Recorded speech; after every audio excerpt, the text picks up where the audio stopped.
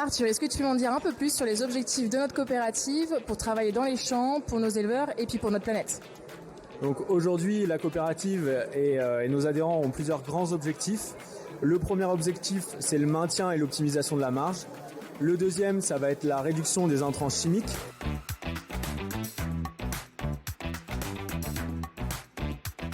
Ensuite, et c'est le sujet dont beaucoup de monde parle au SPACE cette année, ça va être la réduction des émissions de gaz à effet de serre et l'optimisation du stockage dans les sols, de carbone dans les sols. Ensuite, c'est la réduction des pollutions, avec la réduction et l'amélioration de la qualité de l'eau et l'amélioration de la qualité de l'air. Ok, mais concrètement, qu'est-ce qu'on met en place pour répondre à ces objectifs? Donc au niveau de la R&D à Cooper Nutrition, on a mis en place avec une vingtaine d'adhérents un groupe de R&D sur lequel pendant 5 ans, on va tester l'évolution des pratiques sur des parcelles sélectionnées par les exploitants. Est-ce que tu peux en dire un peu plus sur où est-ce qu'on en est? Donc c'est la première année du projet. Donc c'est un projet où on va tester l'évolution des rotations au niveau des cultures, l'intégration et l'amélioration de la couverture des sols, l'optimisation et la réduction du travail du sol. Et on va travailler sur la biologie du sol et la nutrition des plantes. Eh ben, écoute, je te propose, on va aller rencontrer un éleveur qui, il me semble, fait partie de ce groupe de test.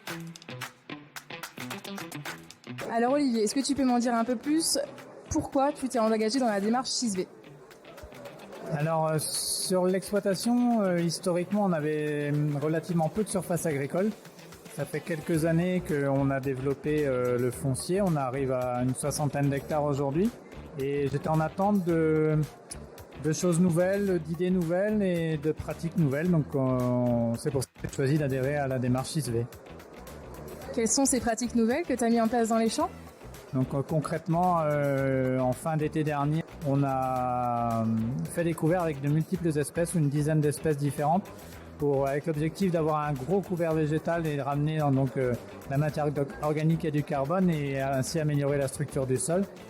Et chose nouvelle pour moi, j'ai implanté un maïs sans labour. Et alors, est-ce que tu es tout seul du coup dans cette démarche? Est-ce qu'il y a une entraide avec d'autres éleveurs? Alors oui, c'est vraiment un groupe 6V, donc on est une dizaine d'agriculteurs à participer à ces groupes d'échange. Il y a des journées techniques avec des spécialistes et on est évidemment en lien direct avec les techniciens Cooper pour pouvoir ajuster nos pratiques et les conseils sont précieux pour pouvoir avancer.